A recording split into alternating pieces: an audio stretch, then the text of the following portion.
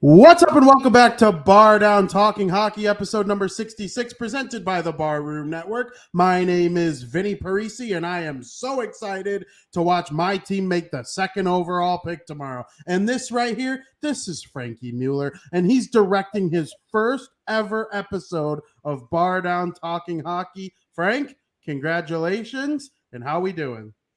I'm doing good. We'll see how this goes. I got a lot of pressure. Nah, there's no pressure. There's no pressure. None of that. What's up, Scocks? How's it going, my man? Who do you hoping the Blackhawks take in this draft? Put your opinions in the comment section right now. This doesn't just apply to Scocks.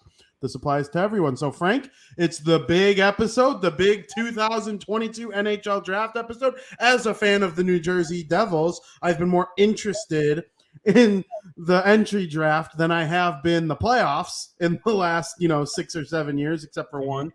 And, I'm excited about it. So let's kick it off by talking about the prospects in period number 1. Frank, that was great. That was just a great job clicking that button to send over to period number 1. I'm telling you. We're going to see what we can do, huh? Yeah, that was good. Hey, get your hand back on that trigger finger. You never know when I'm going to send it to period number 2. You got that, pal? I got you. That's absolute comedy. So, Frank, the Montreal Canadiens are on the clock. They will make the first overall pick in the 2022 NHL Draft. Who will they take? Are they gonna take the guy who's been number 1 for probably 2 years now? Like, I remember reading about Shane Wright being the number 1 overall pick. Like, when the Devils took Hughes, it was like, okay, Power's probably going to be, or Lafreniere is going to be in 20, and they're going to use Owen Power's the likely guy for 2021. Shane Wright, 22. He was 16 years old. What do you think now? Well, I feel like when you have the number 1 pick, you have pressure to take that guy that everybody thinks is number 1, which this year is Shane Wright. And there have been back and forth opinions on Shane Wright. Will it be him? Will it be Logan Cooley?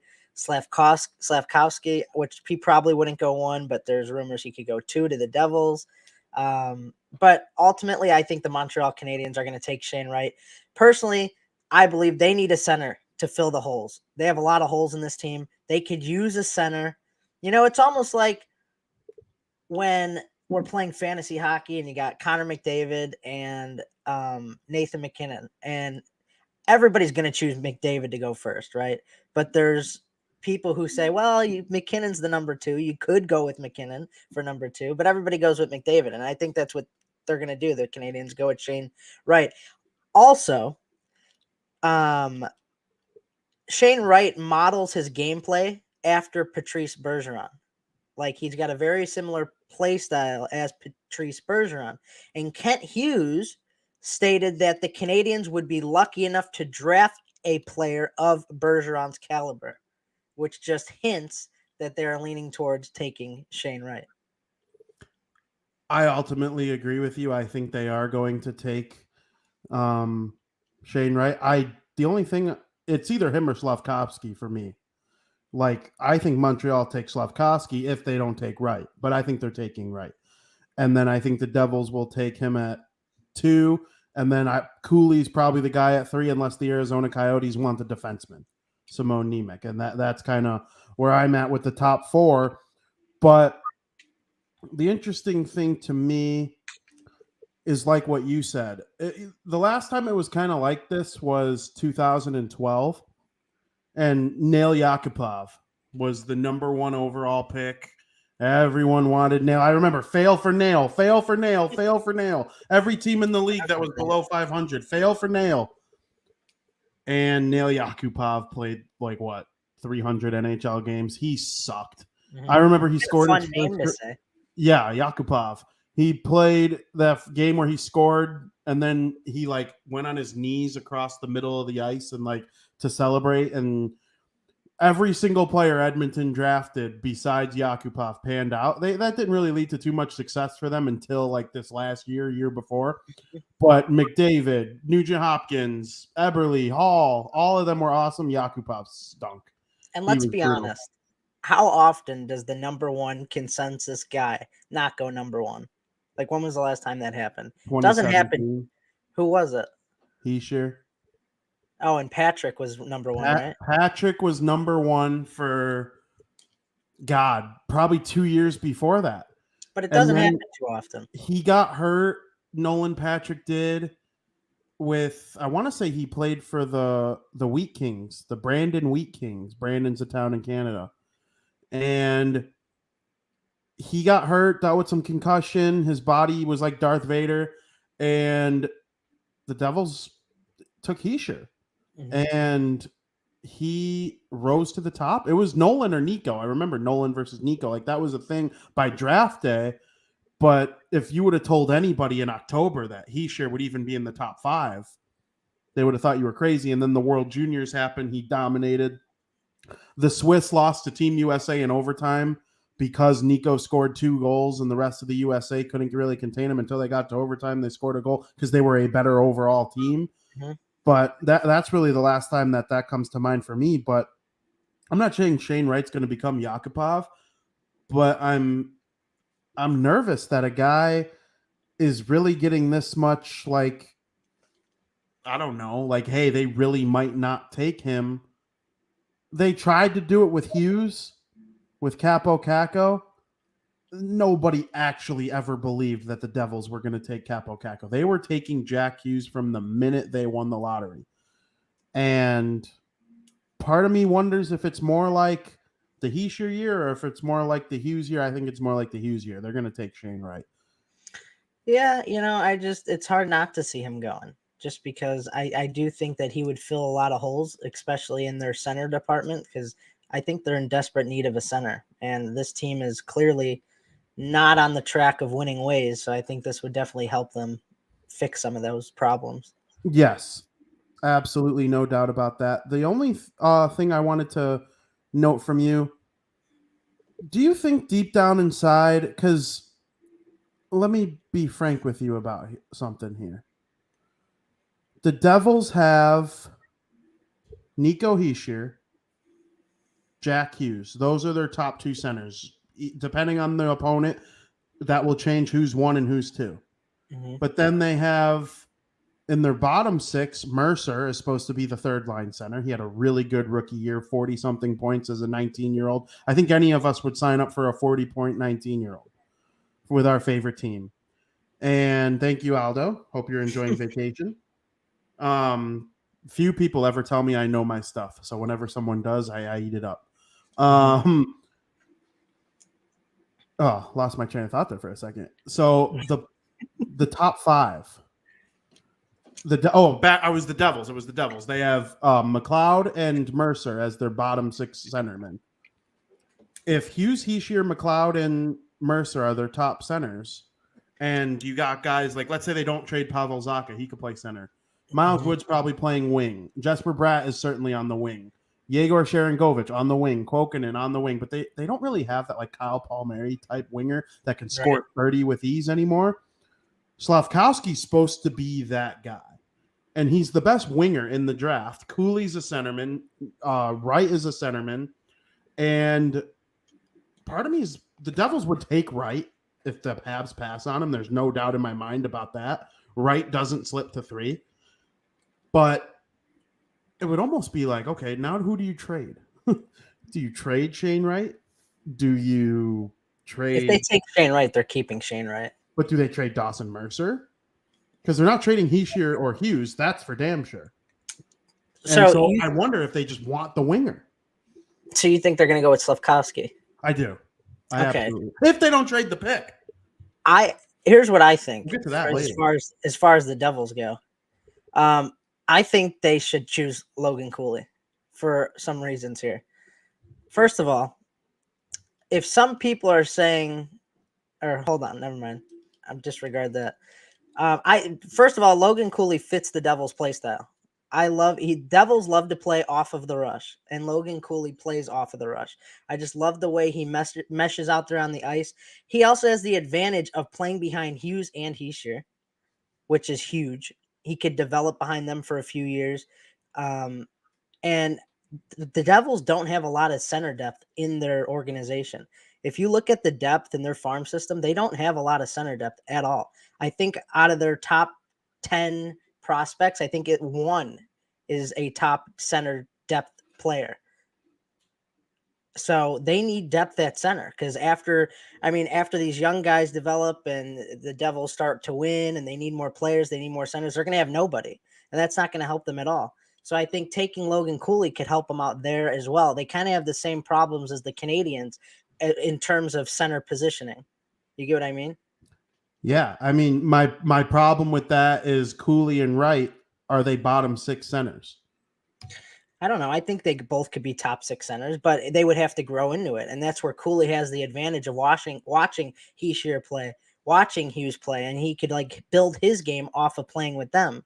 Because obviously right away, he's not going to be this superstar, you wouldn't think. He's got to develop his play style, but he's got the advantage of watching these young guys in front of him and develop into that top 6 player. Interesting. I never really thought about it that way in terms of the depth in the organization. I guess it wouldn't be a bad thing to have 3 centers who could score 60 or more points. Obviously, Hughes, we could be talking like 100 points, and Hischier 60 to 70. And then if Cooley's like a 60-point guy, I guess you don't hate that with 3 centers. But I'm trying to think of the wings on this team. I think at the NHL level, they suffer even harder than center because they might. Bratt led the team in scoring mostly because Hughes was hurt. But Bratt led the team with scoring, and Sharon Govich scored over 20 goals, which is nice. But if Slafkowski is like this shoot first, pass later type of guy, and they put him on a line with Hischier or Hughes, I'm wondering like what the limit could be for goals that this guy could score. Yeah, I mean, you're not wrong there. I mean, they might be hurting on the wing right now, but I'm just looking about the future, their depth, because I read somewhere that like their number 4th prospect or something is a center, but then after that, there's no centers. They got a lot of depth at every other position. I know they don't necessarily need a center right now. That's not their biggest flaw they're looking for to get this team winning and getting them into the playoffs, but I just think it's something to consider. Yeah, absolutely. And so I think I got your top 5 mapped out, but I'm going to ask you now, what is your top 5 in the draft? All right. So you want me to go 5-1? Yeah, sure. Or no, you can start it with 1 because we know who 1 is, right? Like, well, 1 is Shane Wright. Yeah, I think the intrigue comes like after the top 3. I'll go Shane Wright. Number 2 is Logan Cooley because I just explained that with the Devils. Don't really need to go in more depth there.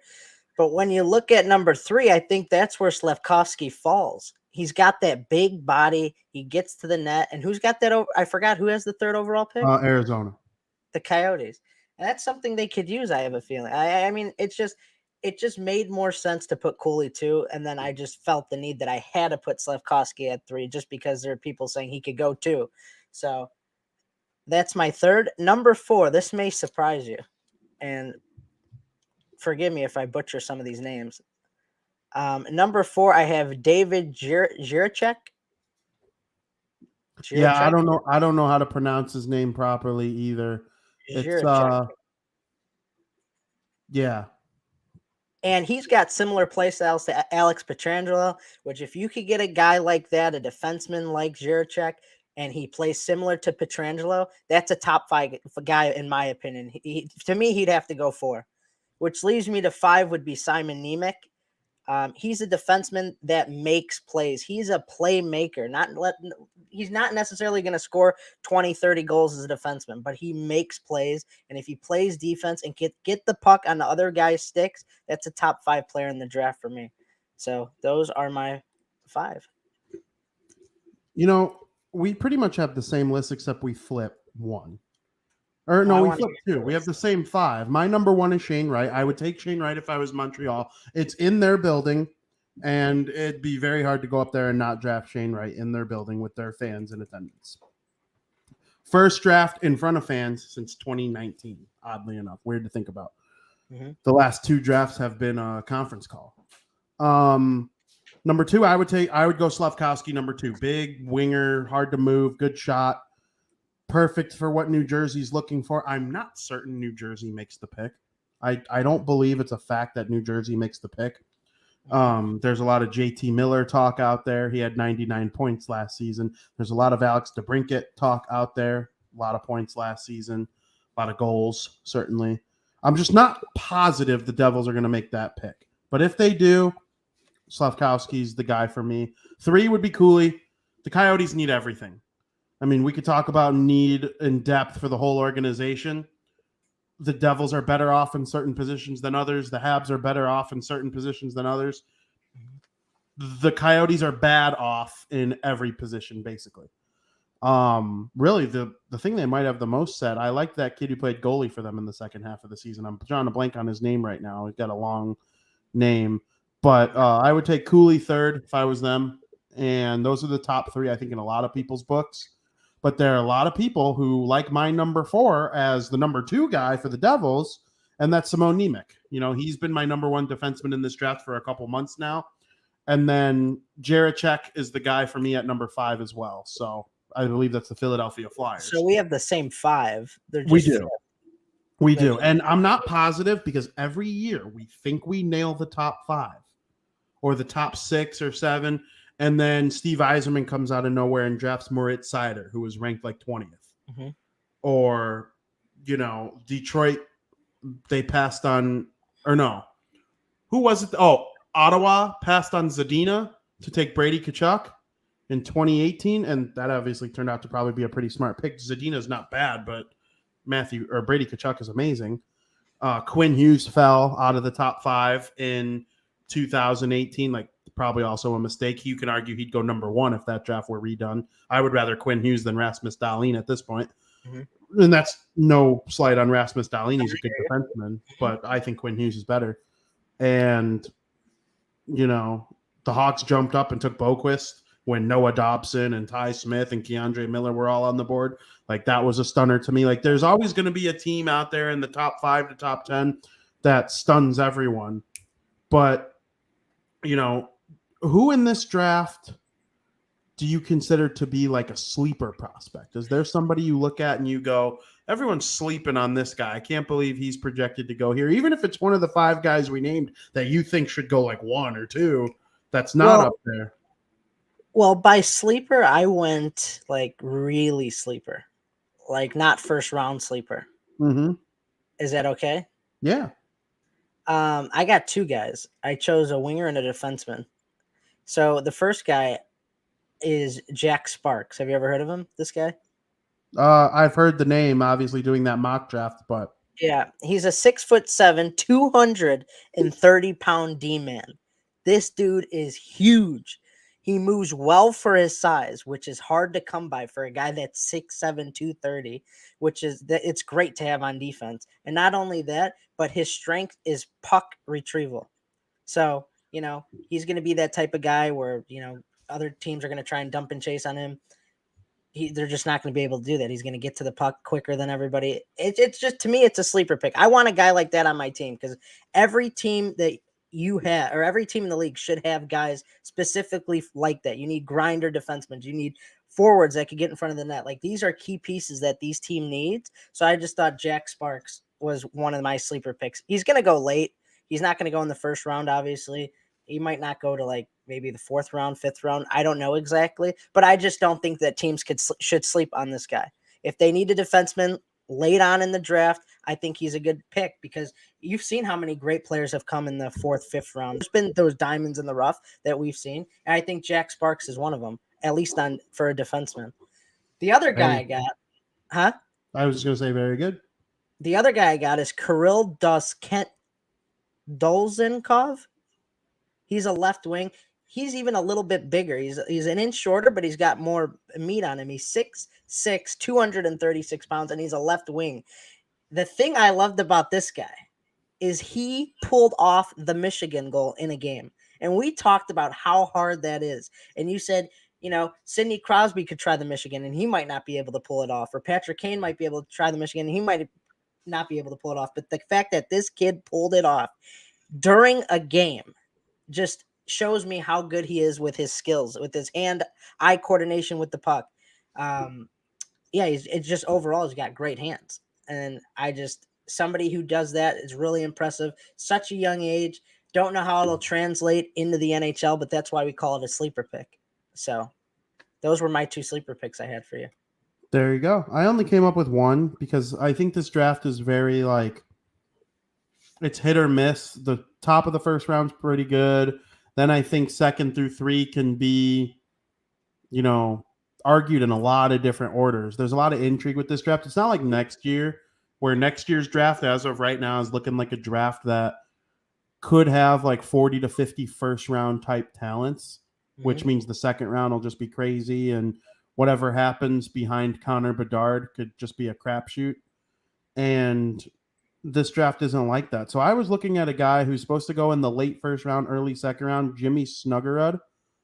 And he's a guy who the scouts are saying from beginning of this year to the end of this year, he's the most improved player. And, I was reading a couple mock drafts on Yahoo and stuff like that. And some of the experts that are making these, analysis of players and what they were doing in the junior team. This guy is a right winger for the United States National Development Program. That program has been pumping out first rounders like nobody's business in the last couple years. Spencer Knight, Jack Hughes, Matt Boldy, Cole Caulfield, like all Zegras, all these guys who are just outstanding. And, it's hard for me to sit here and think that program is just going to stop producing awesome players for the next couple of years. And this guy seems to be like one of the next top guys to come out of there. Obviously, there are other ones coming in the draft as well, but he grades out as like a middle 6 NHL forward potential, which is really nice in the late first round. Like if you could get a guy playing on the wing in your middle 6 late in the first round, like people think that every first round pick has to go on and be a superstar or they're a bust. That's just not how it works. Like getting a good player is something that really in any round helps. If you could get 2 or 3 good players out of your 7 picks or 8 picks, however many you have with trades and whatnot, you're doing really well. Like this draft is in Montreal. I'll finish my thought on Jimmy first. Jimmy Snuggerud. He's known as a guy who's like a Swiss Army knife. Score goals, create plays, make nice passes, kill penalties, could play on the power play. That's just something that any team in the league could like want. And I know the team like the Devils would love to have a guy like that on their third line 3 years from now. I think of like a Miles Wood. Maybe Miles Wood's a little more rambunctious and hard hitting than a Jimmy Snuggerud, but you never know once he actually makes it to the league what he's able to do with physicality. That always kind of depends on growth and whatnot. Very few people are Connor McDavid or Austin Matthews and come into the league and are gifted enough physically, because we all know how skilled they are. What made McDavid and Matthews so good right away is the fact that they're both like 6'3", 200 pounds. Like Hughes wasn't good right away because he was smaller than me. And, now that he's a bit bigger and the skill's able to match the man body a little bit, that's always hard to determine. But I like this kid. I was doing research for an article that came out this morning. The 2022 NHL Draft is taking place in Montreal. And I wrote an article about how the Blackhawks really kind of had a bad draft in 2009 when the last draft was held in Montreal. And that's just something that did not go very well for them. Their first round pick played less than 30 games for them. He played less than 150 games in the league total. The best player they got in that draft was Marcus Kruger, who was like the greatest fourth liner in the history of the Chicago Blackhawks. He only played like 500 something games. Their entire draft class from that year played less than or just over 1,000 games. I think it was 1,036. That's brutal. But it just kind of proves my point. Like, if you could get Marcus Kruger in the 3rd or 4th round, like, you're winning. You're ahead of everyone else. The teams like Tampa Bay who find Kucherov in the 2nd round or Point in the 3rd round, those are the teams that really kind of excel the most. Mm-hmm. But,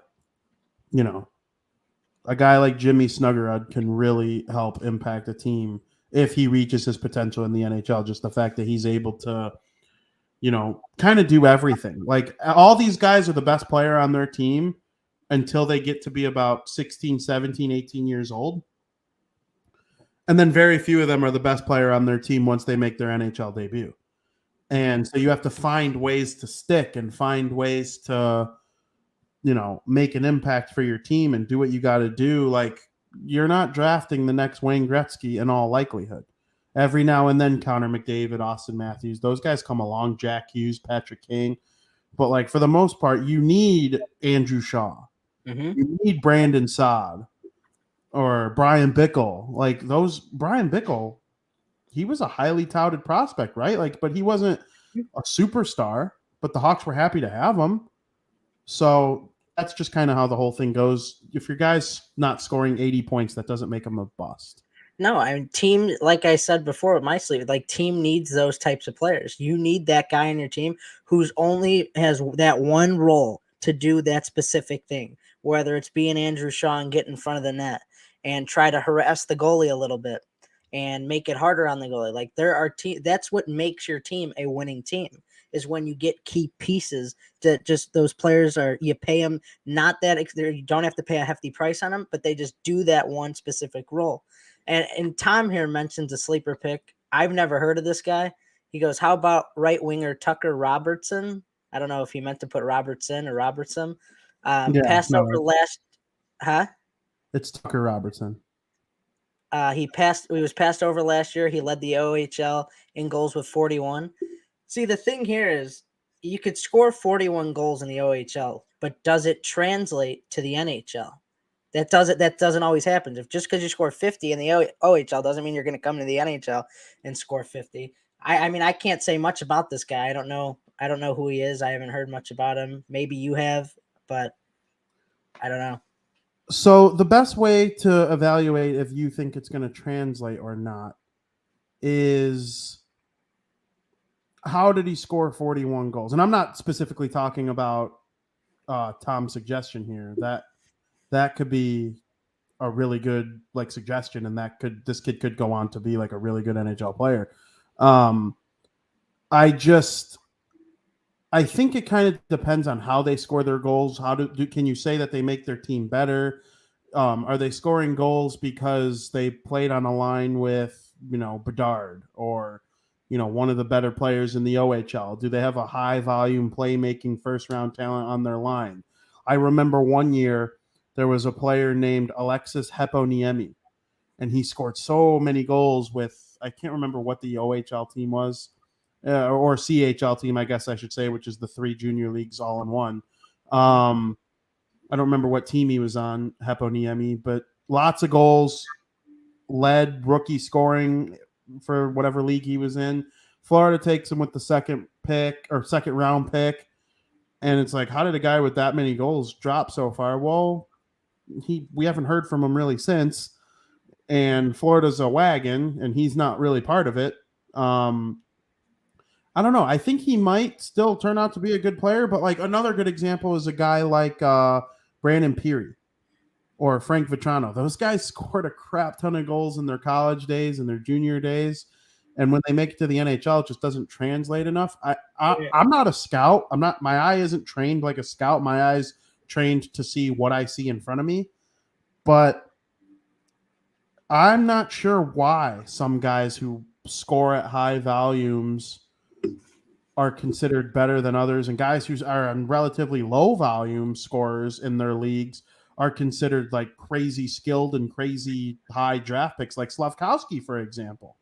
Slafkowski's numbers aren't what Shane Wright's numbers are, but they're in different leagues and things translate differently. People look at was he a 5th-year player in the OHL? If you're a rookie scoring 50 goals in the OHL, that's probably a bit different. I don't know.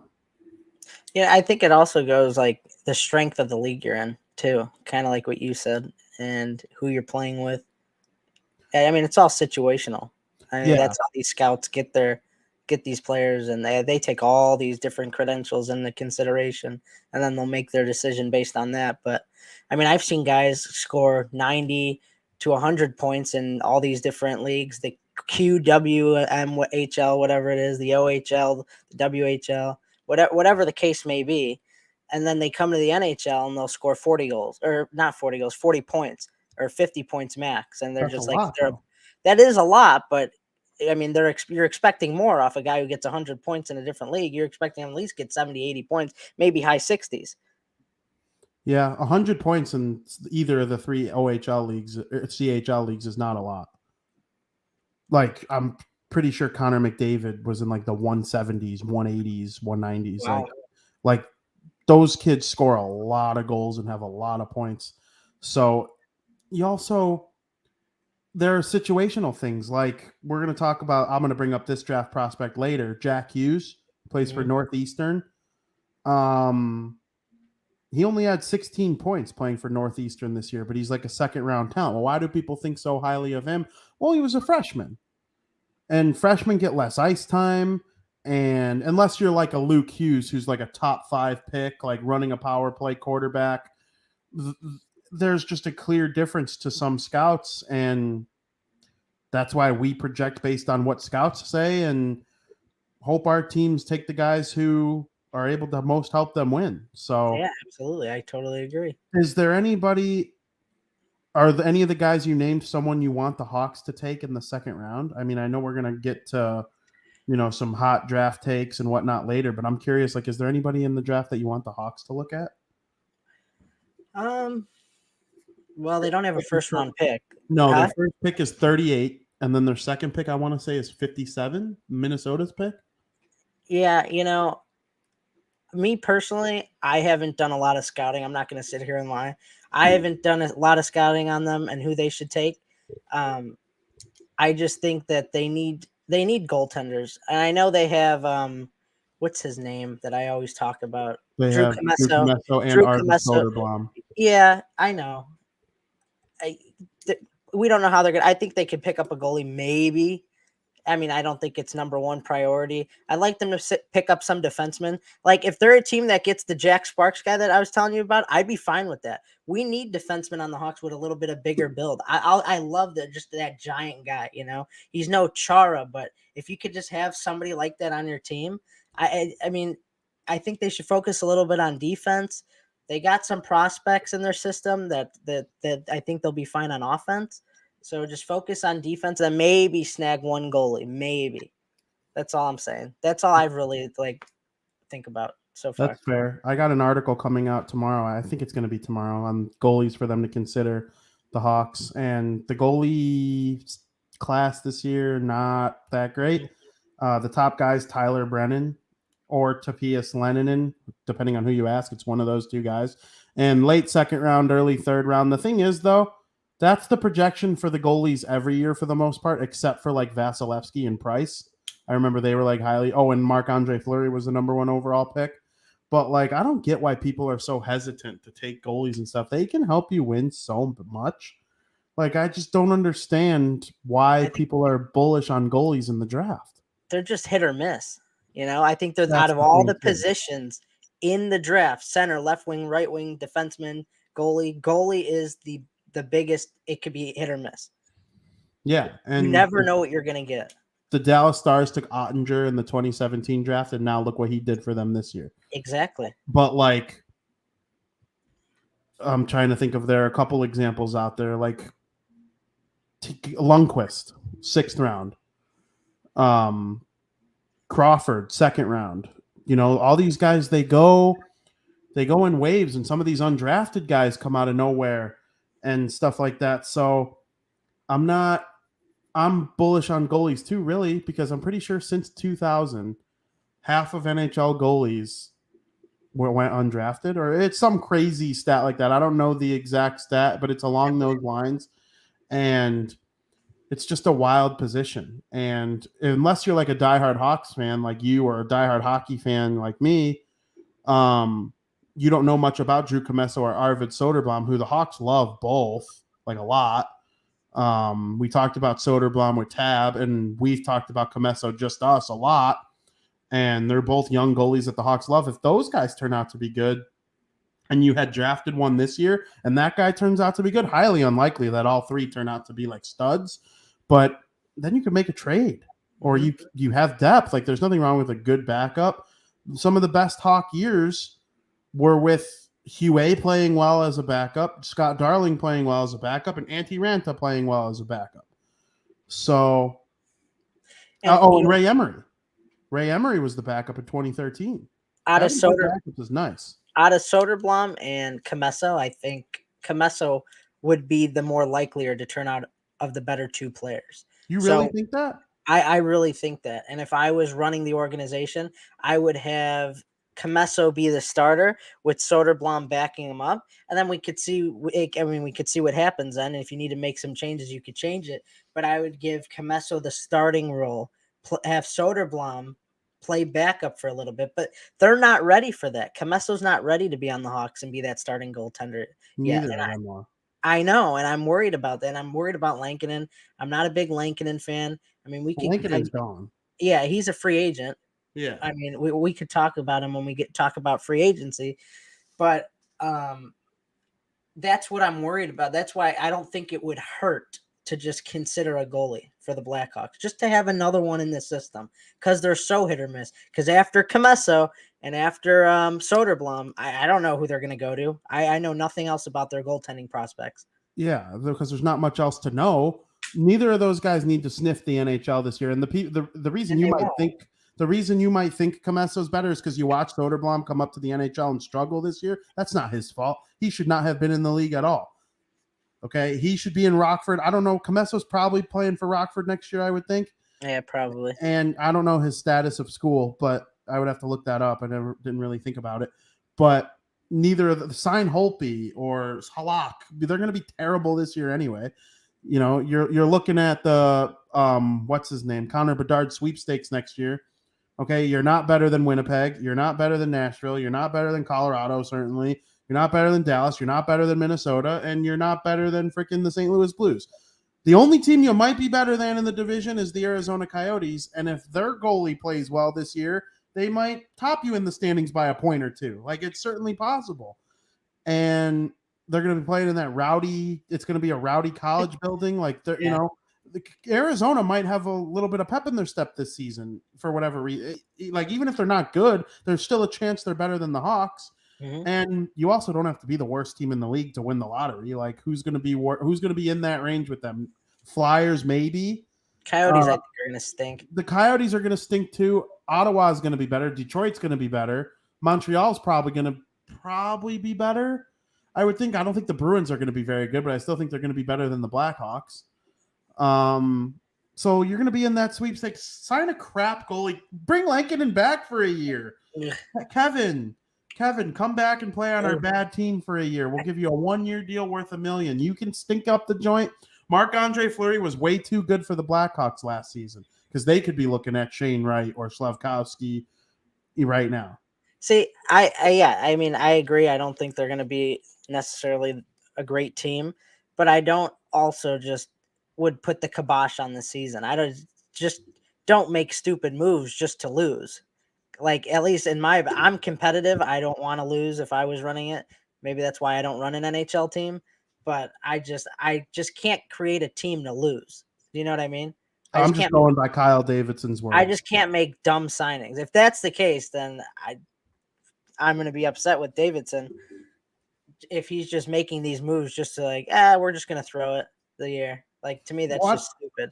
Throw the year, I think, is not the way to look at it. Like, if he's just saying, yeah, we'll sign Lankinen so he could just suck, and the Hawks could just. Well, it's what you call a stopgap. It's not so they could suck.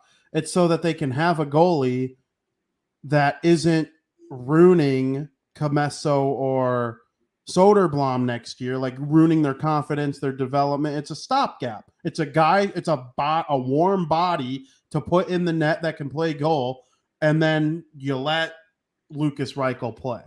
You let Kirby Dach play. Ian Mitchell can play. We'll see if they use Nicholas Beaudin at all. You let those guys play at the NHL level and see what you got in them. And you have like Lankinen back there because it's a goalie that'll make saves. He'll at least at minimum make like the routine saves that any NHL goalie could make. And, you know, he's not going to steal games for you or he'll give up softies here and there. But your goal isn't to win next year. It's to develop. And the best way to develop your organization is to not put goalies in unfair. I think that goalies and defensemen are the ones you can ruin by bringing them to the NHL too soon. The Devils brought Jack Hughes into the NHL way too soon, but that didn't hurt his confidence or anything like that because he was still out there making plays, touching the puck. It just wasn't going in for him. With defensemen, if you get embarrassed night after night, guys are treating you like a traffic cone, that can ruin your development. Same thing with goaltenders. So that's kind of what I meant by like Kyle Davidson's never going to go out there and say, we are trying to lose this year. We want Bedard. Okay. But what he is saying is this year's a developmental year. We'll see where we finish in the standings, maybe win the lottery, and Kirby Doc will be better off for it. Ian Mitchell will be better off for it. If they could take back the Seth Jones trade, I know for a fact they would, but at least giving them 9 for 8. But I don't know. It's going to be an interesting time in Blackhawk land. I'm excited to see their draft just about as much as anybody else's. Should be interesting. Yeah, I'm excited too.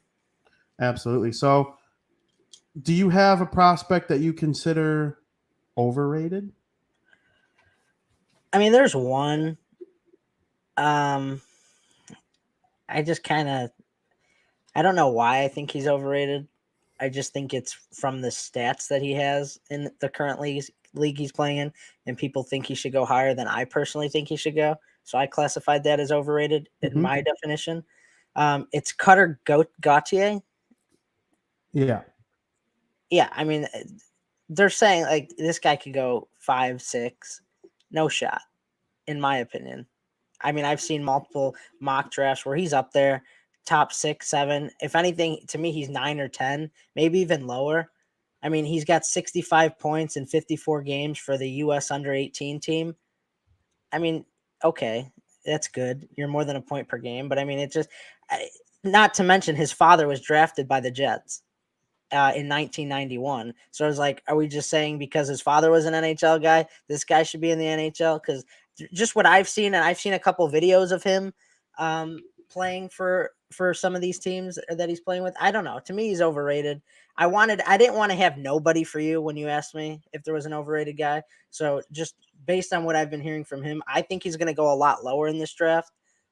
Not much lower. I'm not saying like bottom of the first round, but he's not going to be, he's definitely not cracking the top 5, maybe not even the top 10, but we'll see.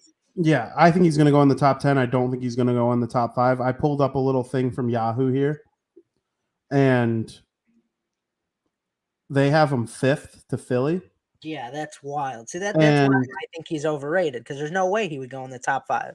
But their description for you is basically saying, they're responding to what you just said about him. It says this may be high for the public scouting community, but the reality is that Gauthier's should translate well to the NHL, and he's the type of player that NHL scouts and executives value more than amateur ones. And that kind of goes back to our conversation about players scoring lots of goals in the CHL and not really translating to the NHL. There's something about some of these guys that the NHL executives and scouts look at and say, he's supremely skilled. I don't care. Like, his numbers aren't reflective of what he can be in the NHL. It's weird. It's a weird thing.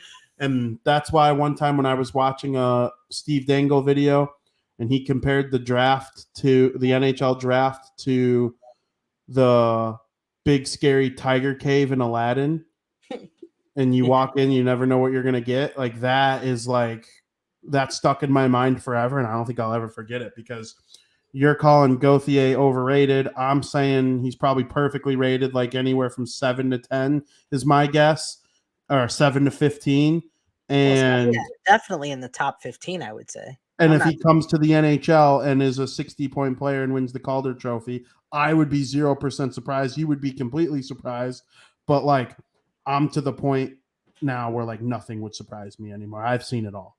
See, I don't think he'd come to the NHL and get 60 points. Not next year. No, I'm saying if he was drafted this year, rookie season, he's not getting 60 points. He's barely scratching the surface at 60 now, and you're not even playing against NHL caliber teams. Yeah, playing for the U.S. national team, you don't get as many points as if you were to play for like an OHL team or something like that. So you got to take that into consideration. Similar with college, like the Hobie Baker winner each year has like 40 points. But it's so interesting to me hearing people's opinions on stuff. And I appreciate you calling out this thing. Like, I'm not saying just because I slightly disagree with you doesn't mean that I don't even really disagree with you. I just kind of have no opinion. I'm just of the camp of like, hey, this could go either way. I don't think he's playing in the NHL this year. I think Wright and Slavkovsky are the only players drafted tomorrow that make it to the NHL in year one. So Yeah. Did you know what time the draft started? the draft starts at 7, I believe, and it's on ESPN networks. So that's how that's going to go. But yeah, I mean, Gautier, whatever his name is, and a lot of you saw it for yourself. You just saw top 5. A lot of mock drafts have him in the top 5. I don't see it personally. I think the 5 we named, the fact that we came up with the same 5 without even talking to each other about our list, I think those are going to be the 5. But like you said, there's always that surprise where somebody sneaks into the top 5. I don't think it's Gautier. Yeah, that's very fair. I wonder. I'm wondering if he's going to college, which is certainly possible. What's his name? Cutter, Cutter. Yep. Yeah, I wonder if he's committed to university, because if he's committed to university, that will change everything. Let's see. Filling airtime while this loads. Why do MacBooks start off so sweet, and then after a while they just get a little bit slower than what you were at one point used to? He is. Oh, Frank. Uh-oh. Bad news for you. Not necessarily bad news for you. I'm sure you're not rooting for this kid to stink. He is attending the University of Boston next season. So he will be a Terrier. And if he goes there and is sick as a top 5 pick, normally guys who are drafted, who are committed to college, they normally go on and do well. I think of Luke Hughes, Owen Power, Kent Johnson. We'll see what happens. But as of right now, I'm with you. He's not a top 5 pick. I'm a little surprised to see him in some people's mock drafts that high. So I guess by definition, he's overrated. Yeah, in my opinion. So that's it for prospect chatter. I mean, there will be more prospect chatter just by natural draft talk, but we're going to talk about some of the other things that can happen in terms of transactions in the 2022 NHL draft in period number 2.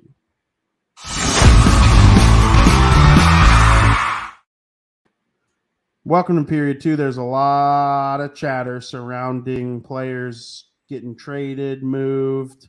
How's free agency expectations impacting this team's decision making? Are the Calgary Flames going to trade Matthew Tkachuk if Johnny Hockey leaves? They were 2/3 of probably the best line in the NHL last season. And I think they statistically were the best line in the NHL last season. JT Miller's on the block. He's almost certainly gone from Vancouver. It sounds to me like DeBrincat is as good as gone from Chicago. I'm actually, based on what I've heard and what I've heard Elliot Friedman and Pierre LeBrun and Frank Severelli all say, if Alex DeBrincat is wearing number 12 for the Chicago Blackhawks on opening night, as of right now, July 6th, 2022, I would be surprised. I might have a different opinion a week from now when the draft is complete and free agency. Maybe the Hawks trade for Connor McDavid. I'm obviously joking, but there are things that can persuade my opinion and change it and whatnot, things I see. But from what I'm hearing right now, he is being shopped, and the Devils aren't moving number 2 for him, apparently. The Flyers aren't moving number 5 for him, apparently. The Hawks apparently overrate him compared to other teams. I don't see how, because of all the goals that he scored. I think the issue that teams have, he has 1 year left on his deal, and then he becomes an RFA. But then there's only 1 year of control beyond that. So 2 years of Alex DeBrincat for the second overall pick, plus Holtz and, whoever, Zetterlund, Ahotuk, anyone else that the Devils might have to throw in to make that trade. I'm not certain that teams are down for that without an extension. So I don't know. What's your thoughts? Well, a lot of people are suggesting that Alex DeBrincat's going to be traded. Personally, I'm a little sad if it turns out to be true. Selfishly, just because I love this guy, I think he is the young talent that the Hawks are looking for. Obviously, you're going to have to pay a pretty penny for him to keep, because you're going to have to pay him more money, just the way he's been producing and what we've seen and the amount of points and goals that he's been scoring.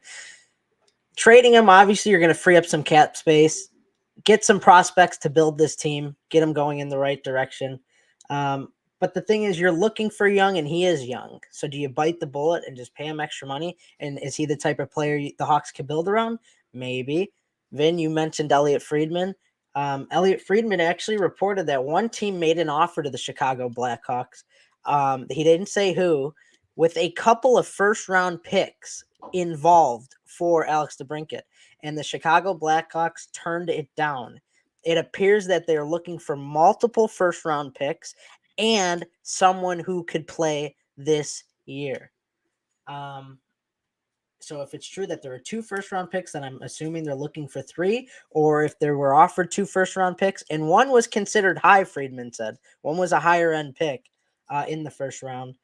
Then maybe the prospects that were offered, that guy couldn't play this year. Who knows? I'd be sad to see him go, but I know they could get a lot of prospects for him. But I'm not necessarily on the bandwagon of or the whole train that he's gonna get traded. I'm still 50-50. Earlier today, I was like, yeah, it might happen. The draft's coming up. He might get traded by Friday. But actually, I don't know. I'm still on the fence if the Hawks are going to get rid of him or not.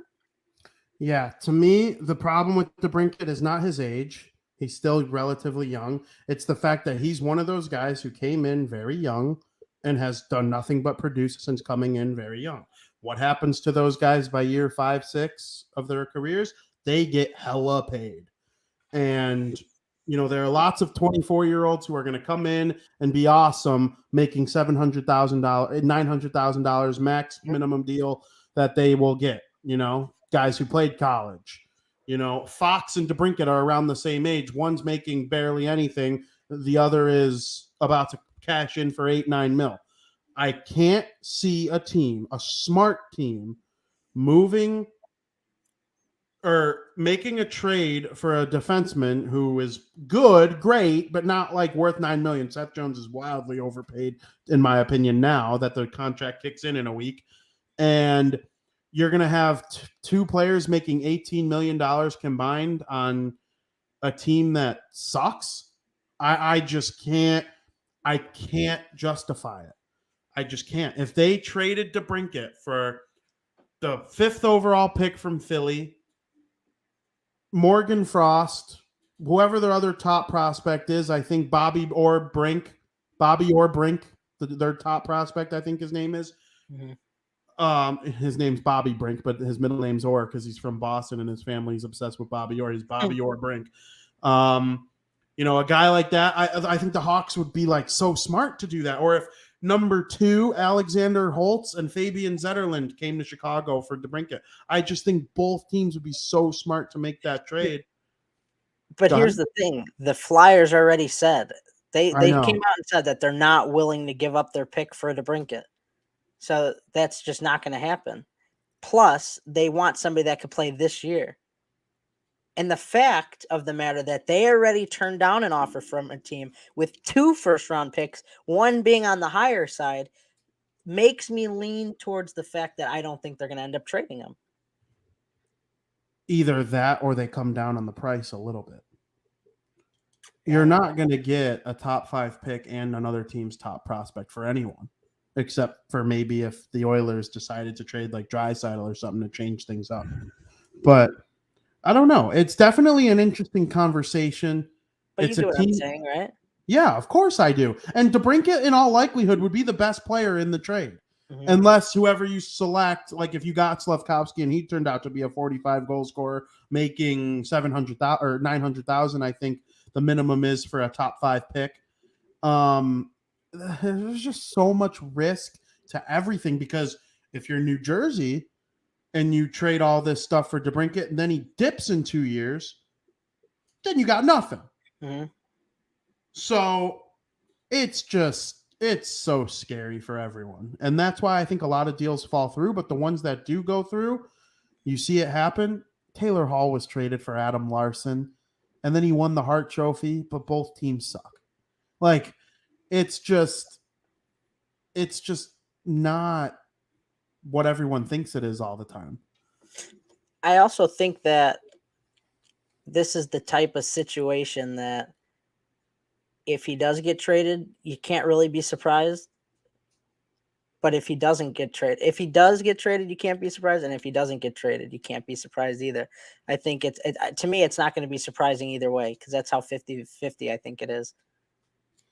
Yeah. I think it's 50-50 as of right now, too. A week ago, I would have said 75-25 in favor I thought of for sure because I heard a lot too. Yeah, the Flyers report is what's interesting to me. But when you look at the rest of the top 10, like teams that could use DeBrincat that have top 5 picks, like Detroit. Detroit could use DeBrincat. He's from Farmington Hills, Michigan, which is a suburb like a half hour outside of Detroit. Like, I think if you put DeBrincat with Dylan Larkin and he wore a Red Wing sweater after growing up a Red Wing fan, like the 8th overall pick, I think it is that Detroit has, like that would look good for the Blackhawks. If they gave up him and Zadina or him and Hronek or him or the 8th pick and, you know, who's another young player that Detroit likes that's not Lucas Raymond or Sider. Like, could they give up? What's his name? Oh, I'm blanking on his name. Is it a forward or a defenseman? Or? They have one of each that I'm blanking on. There are just plenty of players Detroit can move with the 8th overall pick. And the Hawks in Detroit will make trades in 2022. They're not anywhere close to rivals right now. They are when they play each other. Detroit Red Wings versus Chicago Blackhawks hockey is similar to Chicago White Sox versus Chicago Cubs baseball. They are not rivals unless they're playing each other. When they're playing each other, F you, man. F you. Well, it's because they're in different conferences now. Exactly. And their hockey operations don't impact each other even slightly. Detroit getting better does not even hurt the Blackhawks a little bit. A little bit. So that's where I'm at with DeBrincat. 50-50 as of right now. JT Miller, I would say 100%. I agree. I totally agree. He could be traded by this time tomorrow. He's gone. He's gone. And that's because Brock Besser's resigning. Yep. That doesn't mean he's not gone, though. I don't think he's gone. I think 50-50 on that for me. See, because as soon as Brock Besser re-signed with the Canucks, well, now I know for a fact JT Miller's gone. Like it's a 100% fact.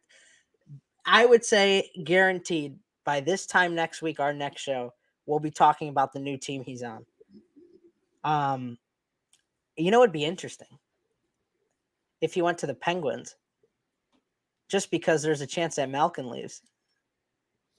See, that is something that could absolutely happen. That wouldn't surprise me even slightly. I just think the problem for Pittsburgh, they're in a similar situation as the Hawks, except for the fact that Sidney Crosby is a lot, as weird as this sounds to say, because Patrick Kane and Jonathan Toews and even Duncan Keith, who's in Edmonton, they're probably the most decorated athletes in Chicago sports history besides Michael Jordan and Scottie Pippen. Maybe Dennis Rodman? I'm decorated. By decorated, I mean accomplished. Mm-hmm. And I mean, we're talking Selke trophies, Hart trophies, scoring titles, 3 Stanley Cups. Each of them won a Conn Smythe. Sidney Crosby's but got them both beat by a lot. And that's crazy to think about. So I think there's a little more loyalty there, I think, possible. And that's why it's going to keep the Penguins from being good for a while, I think, now. Because they'll always have Sidney Crosby, even if their team is rebuilding. And I don't think that's a smart way to run business. I've always been of that opinion. There are people in Pittsburgh who will hate me for it. There are people in Chicago who hate me for what I say about the Blackhawks. It is not a smart business decision to not do what's best for your team. And the Penguins, their rebuild is coming. Mm-hmm. No matter how people want to say it, they don't. You think Pittsburgh's version of Frankie Mueller wants them to trade or lose Malkin or Letang? No. Do you think the Pittsburgh version of Frankie Mueller ever wants to even think about them trading Sidney Crosby? No, not at all. But it's time. Soon. See, and that's where I think, I could be it's hard to be with the Hawks because I'm selfish with the Hawks, so it's hard to be a little more non-biased. That's what I totally get that. But when I look at the Penguins, I could see Malkin leaving. Where if I was a Penguins fan, I don't know if I'd be able to see it the same way. Exactly. Just because of how strong my connection is. Totally fair. That's what we bring on this show is hardcore fan passion. But he's 50-50, I think, Malkin. But yeah, I think it's 50-50 too. He could go back to Pittsburgh. There's no doubt about it. He could absolutely go back to Pittsburgh. He could also just leave. And if that's the case, JT Miller would be a great person. You can argue he'd be a better person. And JT Miller is that type of guy where anybody's going to take him. He had 99 points. I know. That's what I'm saying. So anybody's going to want. So like he could be a perfect fit virtually anywhere. Yes. And you know where I think he's going to go? He's going to go back to the New York Rangers. You think so? I heard my personal opinion. Like the Rangers are going to trade either Nils Lundqvist or Capo Caco, or I wouldn't trade Keandre Miller. I think he's amazing defensively. And you have Fox and you have Trouba to handle the offensive side of things in terms of defensemen. Like Keandre Miller never needs to run a power play. Just go be Fox's partner and make millions and millions of dollars in your career. But if that's what it took to get JT Miller, I could see them doing it because the Canucks would love to add a Keandre Miller for their rebuilding team. And so the Rangers are a team that could make that trade. The Devils are a team that could make that trade. But every trade the Devils make, people are including the second overall pick. And I would not trade the second overall pick for JT Miller. JT Miller might have more points than DeBrincat. He might have more points than Johnny Hockey. He might, which is nice. He might be a better player right now, but I'm thinking long term and present for the Devils, and you can't trade the second overall pick for a guy who might be there for a year. No, I don't think the Devils are going to trade the pick. I don't think you have anything to worry about. To me, in my opinion, it's pointless. They're going to get a great player regardless, and who would they be trading the second overall pick for? It's not going to be JT Miller. It's not going to be DeBrincat. DeBrincat's the only one. And I don't think it's going to happen. So I think at this point that you got nothing to worry about. They're going to end up holding on the second overall pick, and they're going to get a good player regardless out of it. And we'll see what happens from there. But yeah, I don't think there's any sweat here for the Devils. Got to sign Hockey. That's possible. You asked me this on a couple previous shows. I think he's staying in Calgary. Really? Even though Bucci looked us both in the eyes and said Philly or New Jersey? I still think he's staying with Calgary. They're going to try their damnedest. We'll see. We'll see. Calgary is in the mindset right now of a winning team. We saw them last year. I mean, Daryl Sutter was coach of the year. Oh, I know how good. And now you're just going to burn it all to the ground and just get rid of Johnny Hockey. Because if you get rid of Johnny Hockey, depending on who they'd bring in to fill those shoes, which are some steep shoes to fill, man, I don't know. Yeah, you're going in an opposite direction when I think the time of winning is right now, especially after the last year you just had. I couldn't agree more. And that could happen. Do you remember? I think I brought this up to you a while ago. Do you remember the World Cup of Hockey? Yeah.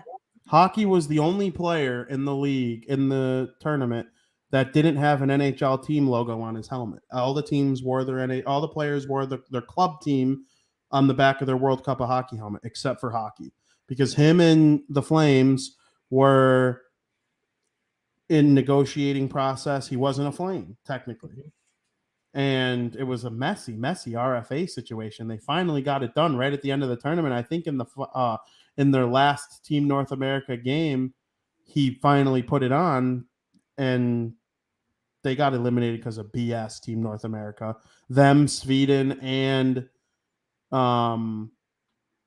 would it have been not Finland? It probably was Canada. All three of them had a 2-1 record, and the tiebreaker was freaking, I don't even remember what the tiebreaker was, but maybe it was regulation wins. I don't remember. It was something stupid, and they got eliminated, and I think they could have won the whole thing, but it was messy back then. So why is Johnny Hockey all of a sudden now going to be like, you know what, Calgary, let me stay with you guys long term? I don't know. Because I think it definitely is best. It's his best chance to win. Yeah, and I think that's what he wants. If he goes to Philly, he's not winning a title anytime soon.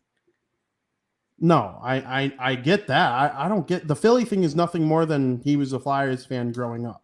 They're Yeah, rebuilding. Now the Devils, you could play with one of Hughes or Heischer, and the team's on the rise, and you could be that piece that really helps them get back into the playoffs.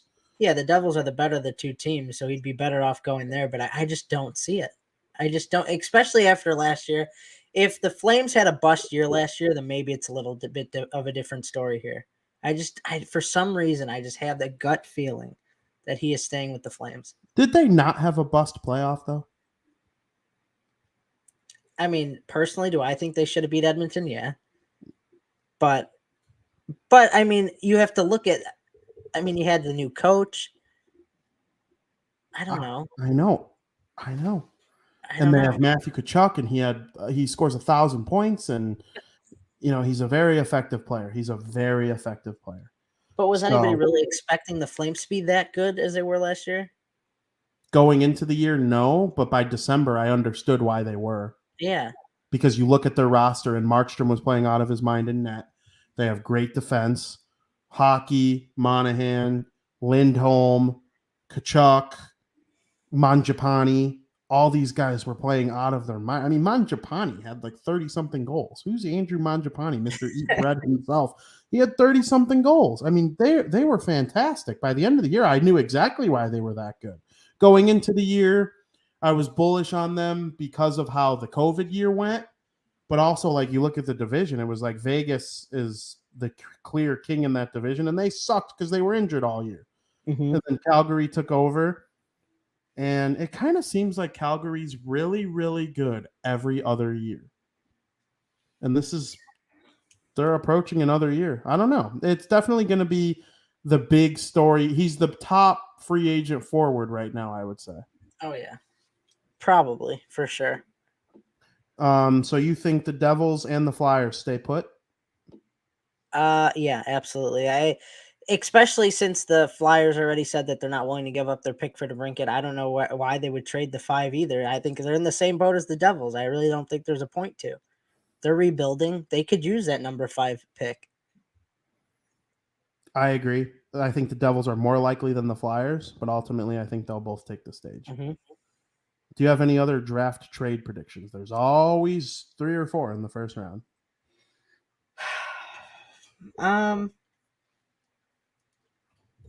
Malkin could go. Malkin's a free agent. Or he's a free agent, yeah. So you're just okay, trades. I think the Sens might trade the 7th overall pick. I think that's a possibility. Sure. I could see that happening. I wouldn't be shocked because Jack Campbell is a free agent. I wouldn't be shocked if Toronto made a trade for a goaltender and not sign Jack Campbell. Maybe that's something we could see. Is Kadri a free agent? I want to say no. I think that Kadri could get traded from the Colorado Avalanche. I wouldn't be surprised if he didn't play with the Avalanche. So those are some of mine. I think the Sens may really get rid of that 7th overall pick. I don't know to who, but I've heard a lot of talk about it, and I mean, we'll see what happens. I don't know where they would go with it or why they would want to trade it or who would consider trading it for. I don't know, but there is some rumblings about it. All right. I could see Detroit moving it, either moving back, getting a player, going for DeBrincat, going for JT Miller. Detroit makes the playoffs next year. I thought they had a chance this year going in, and they hovered around the bubble till around New Year's Day, and then they started to fall off a little bit. And that's kind of what I told Joey was going to happen because I ultimately believed it was the 2 Florida teams, the Bruins and the Leafs. Next year, I think it's the 2 Florida teams, the Leafs and Detroit. I hope I'm wrong about the Bees. I hope I'm wrong about the Bees. But I just can't see a team missing Carlo, McAvoy, Marchand for 5+ months. Yeah. And getting that production just replaced. And new coach, that could light a spark. Pasternak will probably be better from beginning to end. He still had a 40-something goal season. And, if he would have not had kind of a slow first 2 months, he probably would have touched 50 with ease. But I don't know. We did just have a little bit of breaking news. We have the Blackhawks schedule. Oh, who did they open up against? They open up against. Oh, you're not going to like hearing this. The Oh. Colorado Avalanche are Oh. raising their banner with the Chicago Blackhawks in town. Oh no! So, that's how that's going to go. They play the New Jersey Devils just 4 days before my birthday on Tuesday Night Hockey. Wow. I'm trying to see when the Devils come to Chicago. That's obviously very important to me. We'll go over the whole schedule on another show and stuff like that. But it's freaking April 1st. The Devils don't come to Chicago for almost a whole year. That's Wow. kind of stinky. But I'm sure all the teams are slowly but surely releasing their schedules. Now, I heard a couple hints that could be something that happens today, and obviously it is for some teams. I'm not finding the Devils schedule anywhere, but the Blackhawks are going to go into the Pepsi Center. They don't call it that anymore. What's it called now? I would have known it a week ago. I would have known it a week ago. Because the Nuggets play there too. Yeah, we went back and forth there in Amalie Arena for a whole series. Whatever. Oh, it's gonna bother me though. No, is it a crypto something, or is that? It's not. I could check really quick because it's gonna bother me. I'm not gonna be able to sleep tonight. Yeah, for real. So Detroit, they're making that climb for me, and I could see them making a trade for a big time player. Watch out for Detroit. That's all I'm gonna say to the fans watching this show. Do you have any hot draft take, whether it be a player gets traded that you're not really on the wire or not really in the media right now, or a team moves back into the first ball arena? That's it. A team moves into the first round. Maybe a team moves out of the first round. So-and-so gets traded. Could this be where the Buffalo Sabres trade for Patrick? I'm talking like the hottest take that you generally believe is genuinely. I have a hot take, but it has nothing to do with like what's going to happen in the draft, just about the draft itself. Okay.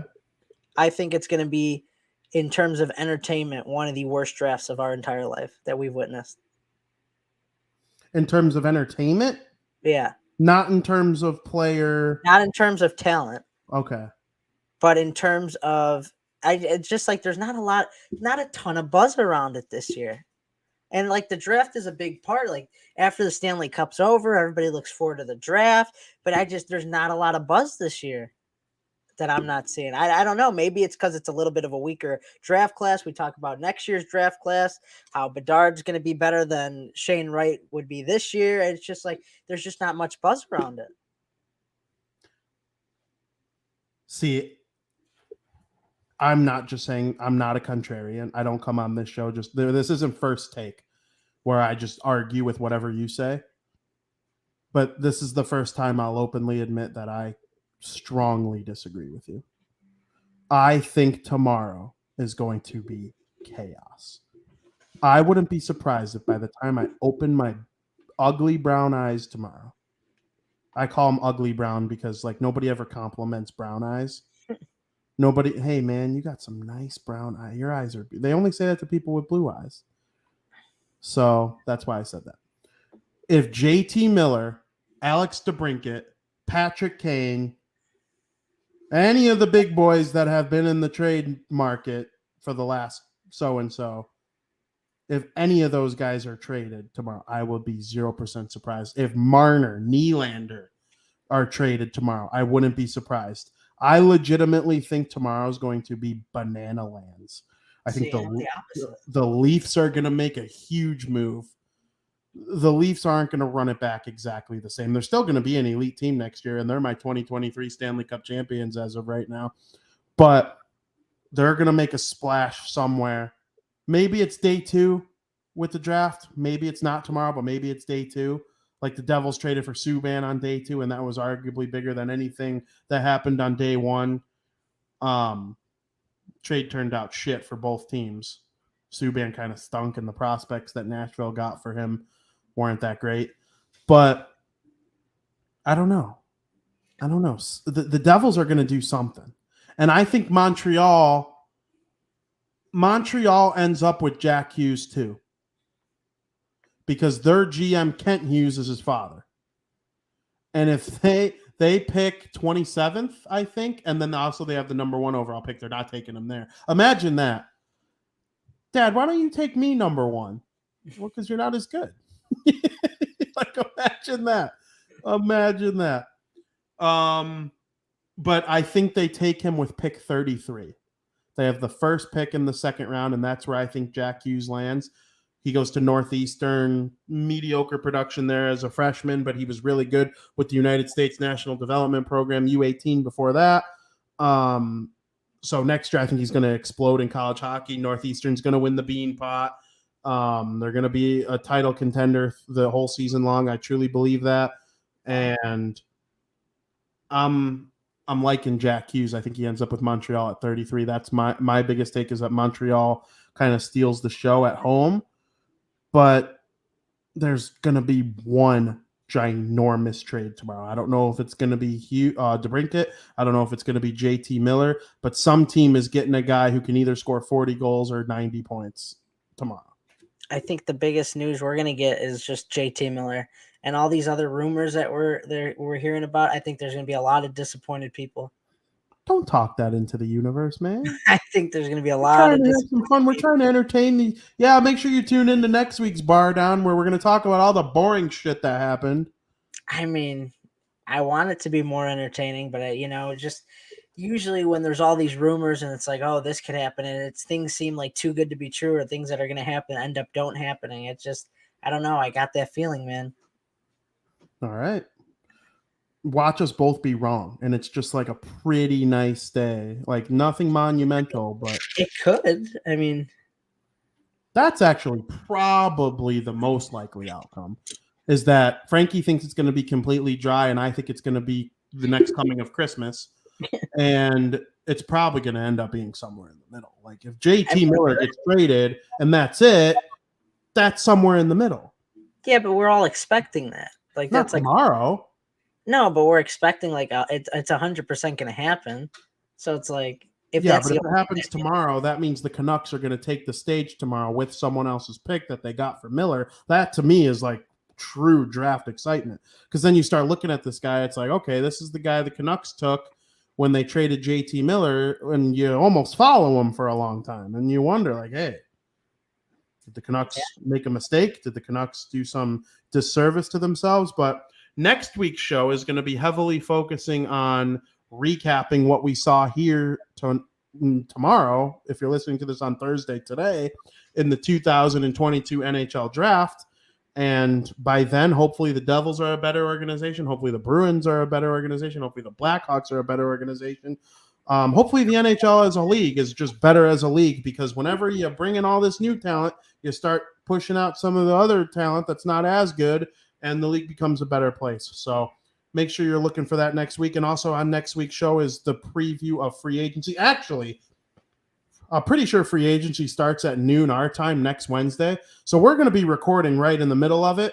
And there'll probably be some deals done by the time we go live. And throughout the show, tomorrow's going to be a heavy phone show. Bring your cell phones to the show next week, because I'm going to be on my phone a lot of the time, just refreshing. I'm going to have Elliot Friedman's notifications turned on. I'm going to have Savarelli's notifications turned on, and I'm going to be cranking out content all day long. Next Wednesday is going to be even busier than tomorrow, because of the fact tomorrow, you know when the draft is, you know what time it is. The only thing that could happen crazy is like early day trades.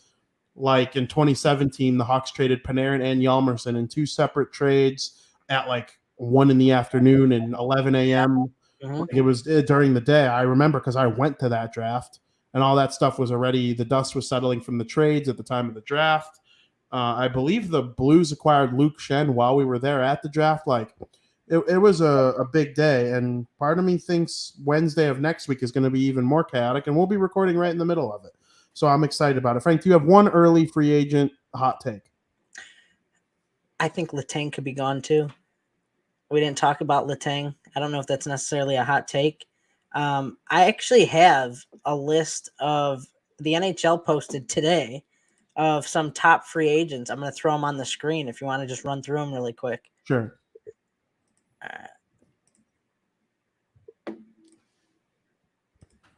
because there were some interesting. Let me make it bigger. No, there you go. Yeah.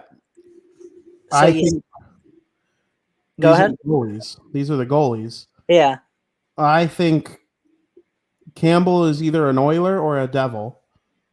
Marc-Andre he's Fleury. gone. Marc-Andre Fleury is going to the Leafs. If I was Grice, I would stay with Detroit and back up Nedeljkovic. Halak, it doesn't really matter. He stinks now. If the Devils don't land Campbell, I see them going for either Holtby or Husso. Martin Jones is done. He's going to sign an AHL contract. Darcy Kemper could probably go just about anywhere he wants. I would go back to Colorado. That's ultimately likely what happens. And then I think if I was Kyle Davidson, I would give Kevin Lankinen whatever he wants for 1 year. Well, and another thing, I think the Hawks could contend for Husso. I wouldn't be surprised if the Hawks picked up Husso. Yeah, I just worry about them learning their lesson from having a good goalie last year. I mean, yeah. I think Fleury's gone for sure. Yep. Campbell's probably gone. The Leafs need a new goalie for sure. Holtby,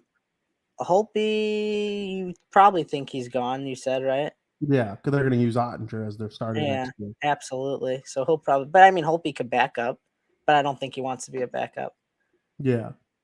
But yeah, I just saw this list and there was some notable names that when we're talking about the draft next Wednesday on our show or the free agency next week on our show, I think a lot of these names are going to be mentioned. So I just thought you'd like to take a look at it. Yeah, absolutely. It's going to be an interesting time. And we all are hoping our favorite teams get better. This is the time to do it. And, we got a lot to talk about, with the draft next I'm week excited and what for all happens. the Yeah, me news. too. I It's going think to be it's great. good. I think we're going to have, I think the free agency, the whole free agency is going to be more exciting than this year's draft. Okay. Well, in a perfect world, they would both be extremely exciting. And speaking of things that are exciting, we're going to talk about whatever we want in period number 3.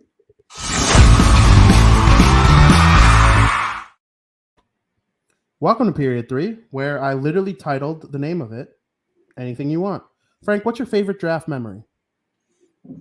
Going to the draft, being able to be at the draft. I think that was pretty cool. Watching the Chicago Blackhawks draft, getting the draft hat, something that I've only done ever once in my life, going to the draft. So that was my favorite draft memory. That is absolutely also mine. Frankie and I share the same draft memory. We both attended the 2017 NHL draft together at the United Center. My Devils took their captain, Nico Hischier, with the number 1 overall pick. In my opinion, he's the second best player from the draft. I would take Cale Makar over most players in the NHL now. Outside of like the top 5 or 6 forwards in the league, I think he's the best player in the league. And, he's unreal. So, but seeing the Devils do that, when I think about it from a Hawks perspective, the best part is the fact that Taves and Kane came out and made the pick. They took Yoki Haru, who's a promising young defenseman even now, but they traded him for Alexander Nylander, and that is one of Stan Bowman's worst trades. Mm-hmm. And I hated it in real time. I hate it even more now. So that's kind of a bittersweet memory of it. But, seeing, I believe the Flyers took Morgan Frost, which is Dylan's team. And then the Bruins took Urho Vakanainen, who they traded to the Anaheim Ducks in the Hampus Lindholm trade. So that draft landed you, Alexander Nylander, me, Nico Hischier, and Joey Hampus Lindholm. Yeah. Dylan got Morgan Frost, which I guess better than Alexander Nylander. Yeah, but it's still irrelevant. Yeah. There was the first ever Vegas Golden Knights draft pick too. They had 3, and I think one of them was Suzuki, and then they traded him in the Max Pacioretty trade. So, some good stuff from that year. What's your favorite draft story? Do you have one? No, I don't. I was trying to come up with something. I really don't have a favorite draft story. Okay, I have one for you. In the 2003 NHL draft, and for those who don't know, the 2003 NHL draft is the greatest draft in any sport of all time. Their first round of that draft produced Hall of Famers, multiple guys who played 1,000 games. Like, I'm just talking like a lot of talent. Like, Parise was the 17th overall pick. If the draft was redone, he'd probably go like 4th. Like, it gets left. Perry, Fleury, Seabrook. I'm trying to think of who. Bufflin. Like, even outside of the first round, it was just an insane draft. Pavelski. It was just one of the best drafts ever. And the New York Islanders came up to pick at number 15, I want to say. And everyone's favorite analyst, Pierre Maguire, got extremely mad at them when they didn't take Zach Parise. And he's on the mic, the hot mic, ripping on them on live television for taking Steve Bernier over Zach Parise. And he's like, JP played for them. He's going to be an incredible NHL player for a long time. And he was just so visibly angry at the Islanders for not taking Parise. And then he fell to the Devils at 17. And he just about shit his pants of excitement because the Devils traded up to get him with the Oilers. They traded from they had a. It's so funny the way people remember this. They had the Blues pick. They were the defending Stanley Cup champions, so they had their own pick at 30, and they also had the Blues pick because of something with Scott Stevens or something like that back in like 93. Like the trade was pushed off that far, and they traded up with the Oilers, took Parise, and the rest, as they say, is history. And then the couple years later, in 09, I want to say, when they took Tavares with the number 1 overall pick, he brought up the Parise thing again. And he was still, 6 years later, so mad that they didn't take him. If I had to guess, Pierre might have grown up an Islanders fan. I know he has dual citizenship. I don't know, actually. That's an interesting question. But he was just so mad, and I always find that story to be hilarious. Yeah, that's my favorite draft story. Just how freaking pissed Pierre Maguire was during his, soliloquy on the draft at that point in time. That's actually really funny. Yeah. Is there anything else hockey story-wise that you kind of want to get to? I have kind of a big one. Go for it. The San Jose Sharks hired Mike Greer to be their general manager. And his brother is the GM of the Miami Dolphins, which not a lot of people know. So they're a multi-sport family. And Greer became the first African-American general manager in the history of the National Hockey League. I heard about that. So it's just a great time in our favorite sport. Hockey's for everyone. I'm so happy to see African-Americans joining the game and playing it as much as possible. Hockey's been a predominantly white sport for a very long time, and I've always hated that. I like being an Italian American that enjoys hockey. We really don't have. Is there an Italian American in the league? And the number of African American players is growing every single year. Kids all over the world are starting to play the great game of hockey, and I think having a black GM is very good for the league. I'm so excited about it, and I hope there's many more to come.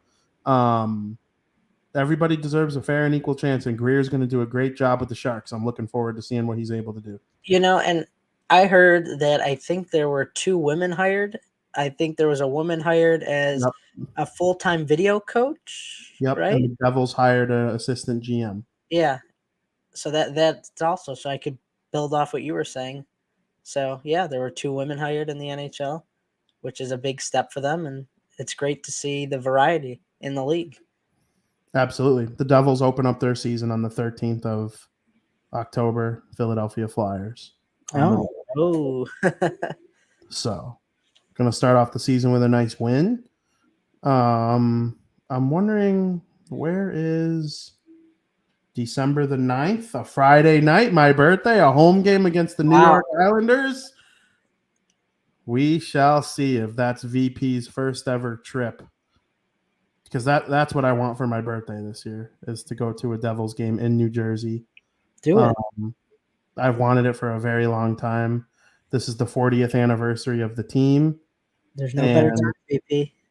I know, and they released a logo. The Devils did for their 40th anniversary team. It's a big 40 with the Devils horns coming out of the top of it and then the tail wrapping around the bottom. It's actually really, really cool. It's going to be a big season of Devils hockey. It's on their draft little thing there. Or not draft. The schedule. And it's Kate Madigan, who is the the assistant GM. She's the 6th in NHL history. So the number keeps climbing. And I believe all 6 of them are relatively recent. So I'm very, very, very excited about that. Every team needs all sorts of different opinions from varying genders and varying racial differences. Yeah, the Devils they didn't post just the logo. I just kind of noticed it on their schedule on Twitter. Oh, okay. So that'll be fun. I wanted to see it and show everybody because it's pretty sick. You see it? Oh, yeah. Yeah, that 40th logo right there at the bottom. That's sick. The 82-83 season was their first in franchise history. They were fucking brutal. But they're not going to be brutal this year. The 40th anniversary is going to be a sign of things to come for this team. I believe that. And I'm excited about the Devils, man. I'm probably as excited as I've been for them. Taylor Hall gave us false hope, but there was also in the back of our heads with Taylor Hall, we knew that there was a chance he was leaving. We knew it. And then kind of a good thing, he's a good player for the Bruins. He's not 93-point Hart Trophy Taylor Hall. There's a lot of factors on why that could be, but it's actually a really sick logo. Yeah, I'm very that's like a phone background behind the apps type of picture there. Or even on a hat. Ooh, I would wear a Devils hat with that logo like on the side. I think would be really there you cool. go. Yeah. That with would be the like Devils really logo cool. in the middle and then that off to the side. Yeah. Yep, absolutely. So that's the second period. We're in the third period. Is there anything else that you want to talk about? It could be. Well, yeah, I don't know. I haven't been on social media a ton today. There were going to be some, I think, announcements as the cover athlete for NBA 2K23. Yesterday, it was announced for a couple of their special editions who was going to be on the cover. I don't know if you saw who it's going to be. I didn't. I think it's great marketing because this year it's NBA 2K23. And what's a better 23 to have on the cover than Michael Jordan himself? And he will be on the cover of the Michael Jordan edition and the championship edition, which I thought was really, really cool. Just because being the Chicago guys, we're from Chicago, having Michael Jordan on the cover. I think that's really cool. It's good marketing, NBA 2K23, having 23 on the cover. I think that's really cool. I think the signs are pointing and leaks are pointing that it's going to be Devin Booker from the Suns on the actual game cover, but we'll have to see. They might have made an announcement today already. I don't know yet, but yeah, that's something else that I thought was pretty cool. Yeah. Did you see the big trade in the NFL? Baker Mayfield to the Panthers. Yeah, I saw that. Carolina Panthers. God, they suck. They're going to be one of the worst teams in the NFL, but they're not even the worst team in their division, so they have that going for them. It was hilarious because somebody posted odds to win the World Series or the Super Bowl before Baker Mayfield, 125-1. After signing Baker Mayfield, 125-1. That's funny. It was really funny. I mean, he's an upgrade. There's no doubt about that. They're gonna stink. They're gonna stink, but they're gonna come in third place. It's gonna go Bucks, Saints, Panthers, Falcons.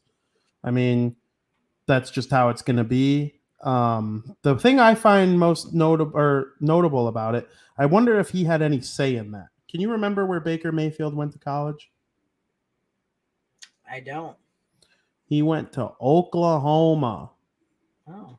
One of the only teams, NFL teams in that surrounding. I mean, who are the NFL teams in that surrounding area? The Panthers, Falcons, the Texas teams, Florida teams. I mean, he's definitely gonna be back in the Southwest or Southeast, which maybe it'll give him a little spark. Maybe he'll have more family around. I don't know.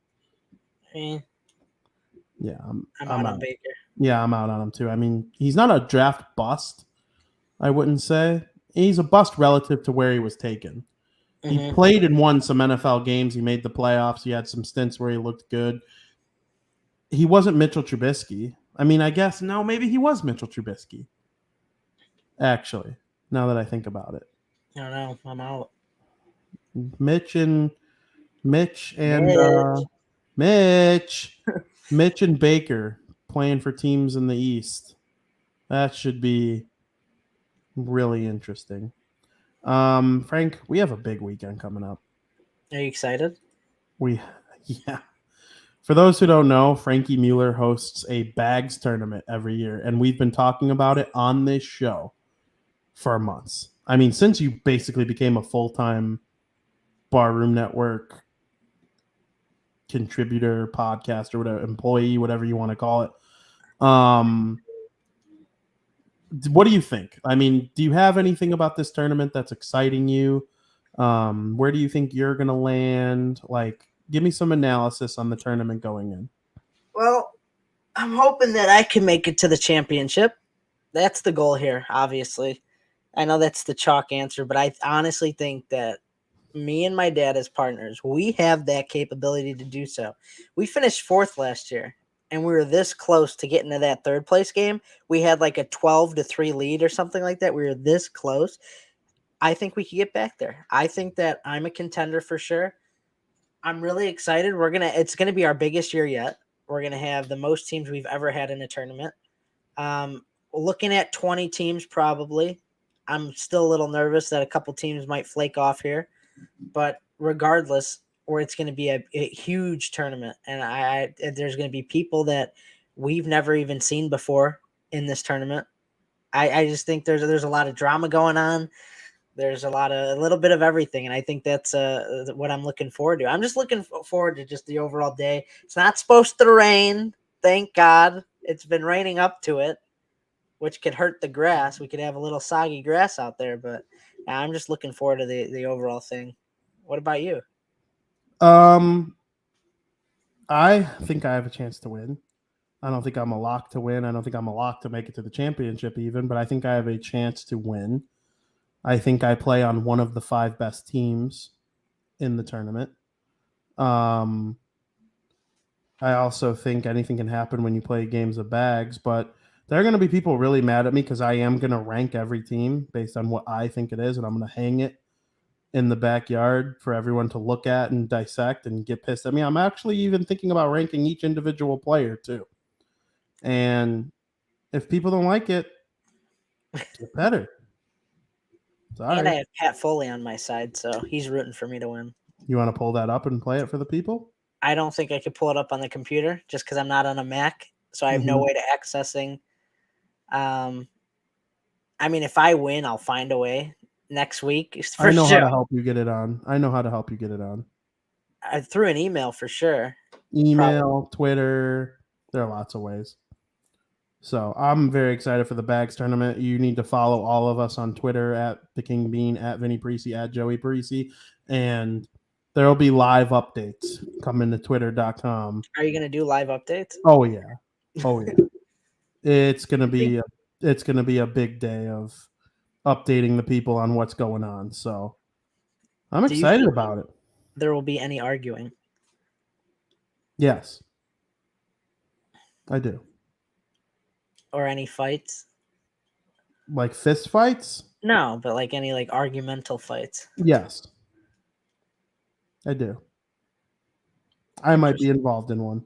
Wow. There are a couple people I wouldn't mind screaming at. Huh. And there are a couple people I can see being confrontational throughout the tournament. And, it's going to get messy. I'm excited for this tournament. I'm really excited. It's going to be so much fun. Absolutely. So make sure you're tuned in and keeping track of all that stuff. You want to gamble? Sure.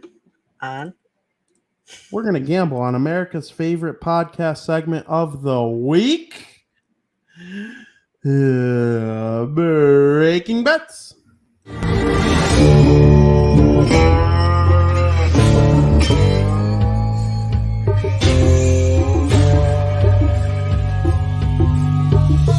Where's my money, bitch? Welcome to Breaking Bets, brought to you by Bar Down Talking Hockey of the Bar Room Network. Frank, the floor is yours. All righty. Well, oops. Switch that. All right. So, back at it this week with 3 picks. I got 3 picks. Last week I only had 2. It's a little slower than last week. Before I begin, should we talk about Joey Chestnut? And if anybody would placed any bets on Joey Chestnut, they refunded him. He was attacked by a protester. Lousy score. What do you have? Like 63.5 hot dogs, but that's because he was attacked. And did you notice, Vin? Did you watch it at all? Like, it was a guy in a Darth Vader helmet, and I couldn't read what his sign said, but it said something about the Death Star. It was the Utah thing where they like mistreat animals and stuff like that. Like, oh, okay. And they're eating hot dogs. Like, yeah. Well, anyway, I have 3 picks for you guys. They're all going to be MLB. It's really the only sport on right now that's at least I could give you picks for tonight. So we're going to start it off with the Rays are playing the Red Sox today. The Rays have split so far, so this is the rubber match, the third game. I think there's value in the Rays money line. It's Brian, or maybe it's Brian Bellows' first MLB start for the Red Sox. Never pitched in an MLB game before, and the Rays are plus 110. I think this is a great opportunity with Kluber on the mound for the Rays to step in and take the Rays as an underdog. So it's always tough pitching in your first MLB games. I mean, some veterans have trouble coming back and pitching in their first MLB start of the year after an injury. Look at Lance Lynn, his first outing. It wasn't hard for him coming back from injury. I mean, we see it all the time. So let alone your first MLB start, not going to be too easy for them. So I think there's a little bit of value taking the Rays money line at plus 110. Then my second pick is the Texas Rangers are playing the Baltimore Orioles. The last 2 games, the Baltimore Orioles have won. I've constantly come on the show and told you I don't like betting the sweep.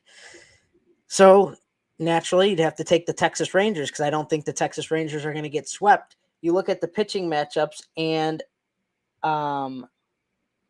they pretty much got even pitchers on the mound. So with even pitchers, with the chance of being swept, I'm going to go with the Texas Rangers money line. It's a pick 'em. Could take the Rangers money line at minus 110. I think there's some great value there.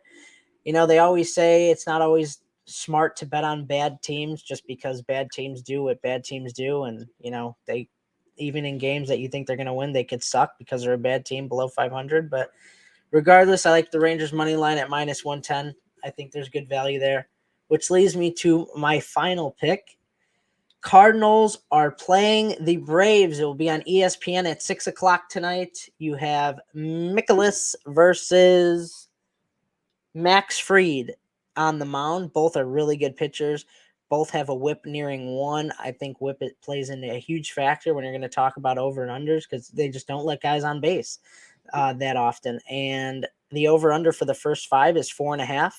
So I like it under 4.5 for the first 5. I think 4.5 is a lot for these 2 pitchers. You're getting it at minus 109, which is pretty good. I think you got to hop on that train. If it was anything less than 4.5, probably. If it was 4, I'd say still do it, but I'm surprised it's not 3.5, to be honest with you. These pitchers have just been electric all year, and I'd be really, really surprised if it goes over 4.5 for the first 5. And then you don't have to worry about these teams' bullpens. So that's another thing I like about doing it for half the game. So all you have to do is worry about the starting pitchers. If one of the starting pitchers is off, you're kind of screwed. But take your chances under 4.5 for the first 5. Those are my picks. Those are some very good picks, Frank. Like, you can either fade him or ride him, but I mean, Frankie's been hot lately, so I would honestly take a look at what he's doing here. That game with the Braves, who did you say you think was going to win that one? No, I just did over under the The Braves. over-under, oh, yeah. Big, But who do you think is going to win? I would go with the Braves if I had to choose one, just because they're at home. Max Fried's on the mound at home. That's a tough ask. I'd probably say the Braves. They're like a team I'm like hot on right now. And tomorrow's episode of Crosstown Crosstalk will feature Mr. Joey Parise, which is very exciting. He hasn't been on in a long time. And I'm excited about that. We're going to talk about the Braves. So I really think that team is sensational, and they started off cold and they're getting hot. They could catch the Mets, and the Mets are still playing well and winning games, and the Braves and them are still going to have like a duel to the finish. So I'm excited about the NL East. So that's Breaking Bets. Frankie's got his bets in. Make sure you give him a listen, and hey, why not try your luck with Frankie's Breaking Bets segment? I mean, I would. So I'm probably going to. So make sure you hop on it. Frank, before we head into before we head out of here, getting into the 2022 NHL Draft, is there anything else you got to say, put out there? Well, today is going to be a fun night. Big Brother starts tonight. I'm looking forward to it. My favorite show of all time. So we're back at that. As far as anything else goes, enjoy the draft, even though I think it's going to be kind of a buzzkill. Let's hope we're wrong for the sake of conversation next week. I know we'll have some good free agents to talk about next week, so that should be exciting. And yeah, that's all I got for you. Yeah. I think it's going to be very exciting, especially since something that was just sent to me about the New Jersey Devils with a wink, wink. I think everybody should be tuning into the hockey news over the next 24 hours. I think it's going to really, really excite some hockey fans as we get into things. And Katie wants to make sure that you know that she'll be watching Big Brother this season. Yeah, well, I'll be watching it too. We could text about it. There you go. Big Brother fans all around up in here. I've never seen a single episode. That's our show. I hope everybody enjoyed all the draft talk. I know it gets kind of down and nitty gritty when it comes to prospects and what we think they're going to be able to do and varying opinions, because when it's the draft, there's a lot of unknowns, so nobody's going to agree. When we watch the NHL, we can see stuff like Frankie and I are both able to identify who's doing good, who's doing not so good. We might disagree on like the Leafs playoff series stuff and stuff like that, but like we both acknowledge that they're good teams. We know who the best players on each team are. Like that is something that is so just kind of like there in terms of the NHL. But when it comes to this draft, man, they could go either way. So I hope everybody tunes into the draft, the ESPN networks, and go check out your favorite team's schedule. Always hockey. I know it's hot out there. It's not really hockey mood. It's always hockey. So thank you, everybody, for listening. To Skox in the chat, always chirping. He was there right when we got in. Got some good comments from Tom, and of course Katie chipping in there at the end with the Big Brother comments. Make sure you watch Big Brother if you're a fan of that stuff. I'm Vinny. This is Frankie. As always, thank you for listening.